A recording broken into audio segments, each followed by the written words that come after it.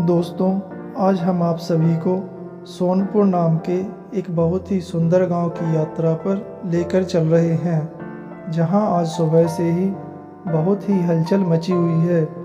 ग्रामवासी सभी गांव के चौराहे की तरफ जा रहे हैं। सुना है वहां पर कोई बहुत ही ज्ञानी महात्मा आए हुए हैं, जो सभी के जीवन की समस्याओं का निवारण बताते हैं। लोग अपनी समस्याओं के निवारण हेतु उनके पास पहुंच रहे हैं। यह बात जैसे ही गुप्तचर को पता चलती है तो वह राजा को बताने के लिए महल की तरफ निकल पड़ता है। कहो गुप्तचर, क्या खबर लेकर आए हो? कोई हमारे काम की खबर है क्या? महाराज, मैं अभी देखकर आ रहा हूँ। गांव में एक बहुत ही ज्ञानी महात्मा आए हुए हैं, जो लोगों की समस्याओं का निवारण बताते हैं और साथ ही साथ उनका भविष्य भी बताते हैं। ऐसी बात है, फिर तो हमें भी उनसे मिलना होगा। तुम हमारे साथ अभी चलो। और फिर वह दोनों महात्मा से मिलने के लिए निकल पड़ते हैं। राजकुमार शीघ्र ही अपने घोड़े पर सवार होकर महात्मा जी से मिलने के लिए निकल पड़ता है। हे ब्राह्मण देवता, मैं यहाँ का राजा हूँ और मैंने सुना है आप सबकी समस्याओं का समाधान बता देते हैं। मैं इस दुनिया का सबसे अमीर राजा बनना चाहता हूँ।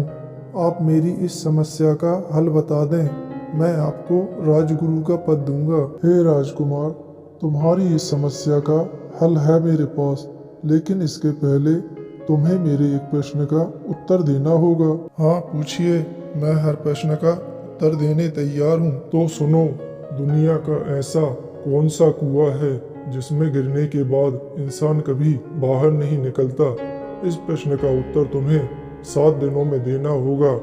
अगर तुमने इसका उत्तर दिया तो तुम सबसे अमीर राजा बन जाओगे, और अगर तुमने इसका उत्तर नहीं दिया तो तुम्हारा धीरे धीरे पतन हो जाएगा। राजकुमार महात्मा की बात सुनकर अब वापस अपने महल को लौट आता है। माँ, ऐसा कौन सा कुआं है जिसमें गिरने के बाद इंसान कभी बाहर नहीं निकलता?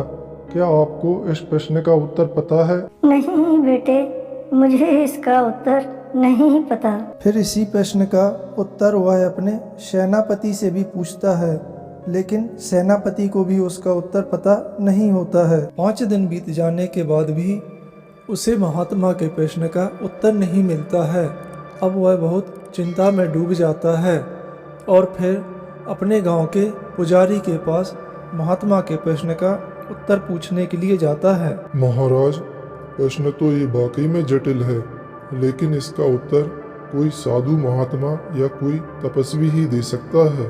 पुजारी के कहे अनुसार अब राजकुमार किसी तपस्वी या साधु की तलाश में जंगल की ओर निकल जाता है। एक गड़रिया रोज अपनी बकरियों को लेकर जंगल में चराने के लिए जाता है और वहीं पर बैठकर अपनी बकरियां चराता रहता है। तभी राजा भी जंगल में भटकते हुए उस गड़रिये के पास पहुंच जाता है। अरे राजकुमार, आप इस जंगल में कहाँ जा रहे हैं? इस जंगल में आपका क्या काम? तब राजकुमार गड़रिये को सारी बात विस्तार से बताता है। तो ऐसी बात है, मैं आपकी समस्या समझ गया। मेरे पास इसका बहुत अच्छा हल है। मेरे पास एक पारस का पत्थर है, उससे आप जितना चाहे उतना सोना बना सकते हो, लेकिन उसके लिए आपको मेरा चेला बनना पड़ेगा, तभी वो पत्थर मैं आपको दे सकता हूँ। अरे मूर्ख गड़रिये, तुझे पता भी है तू किससे बात कर रहा है? हम यहाँ के राजा हैं और हमें तू अपना चेला बनाएगा? तब ठीक है महाराज, कोई बात नहीं, मैं आपको वो पारस का पत्थर भी नहीं दूंगा।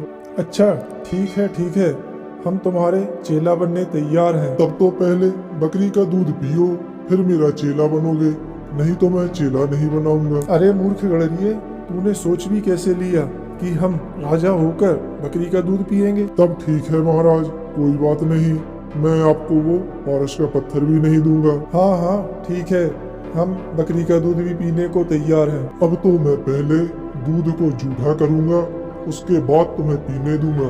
अरे गड़रिये, अब तो तू हद पार कर रहा है। एक ब्राह्मण राजा को तू जूठा दूध पिलाएगा? अब मुझे तो लगता है आपको ना तो वो पत्थर चाहिए और ना ही आपको अमीर बनना है। अच्छा चलो ठीक है, मैं तुम्हारा जूठा दूध भी पीने तैयार हूँ। अब तो जो सामने मरे हुए इंसान की खोपड़ी डली है उसमें दूध भरूंगा, जूठा करूंगा, कुत्ते से चटवाऊंगा, फिर तुम्हें पीने दूंगा, तब मिलेगा पारस पत्थर। नहीं तो तुम जा सकते हो, मैं पत्थर नहीं दूंगा। राजा कुछ देर सोचने के बाद, तुम्हारी शर्त तो बहुत ही कठिन है, लेकिन ठीक है, पारस पत्थर के लिए मैं तुम्हारी यह शर्त भी पूरी करने तैयार हूँ। बस महाराज, मिल गया आपके प्रश्न का उत्तर। यही तो है कुआं लोभ का, जिसमें आदमी गिरता ही जाता है और फिर कभी बाहर नहीं निकलता। जैसे आप पत्थर को पाने के लिए लोभ रूपी कुएं में गिरते गए और मेरी हर शर्त को मानते गए। अब राजा को सारी बात समझ में आ जाती है और वह बहुत शर्मिंदा होकर महात्मा के पास पहुंचता है। हे देवर्षि, मुझे आपके प्रश्न का उत्तर मिल चुका है और मेरी समझ में भी आ गया है कि कभी भी लालच नहीं कहना चाहिए। हे राजन, आज से तुम दुनिया के सबसे अमीर राजा बन गए हो, क्योंकि जिसके पास संतुष्टि है वही सबसे धनवान है और अब तुम्हारा कभी भी पतन नहीं होगा। इसी तरह की और भी कहानियाँ देखने के लिए हमारे चैनल आरवी कहानियाँ को सब्सक्राइब करें और लाइक करना ना भूलें।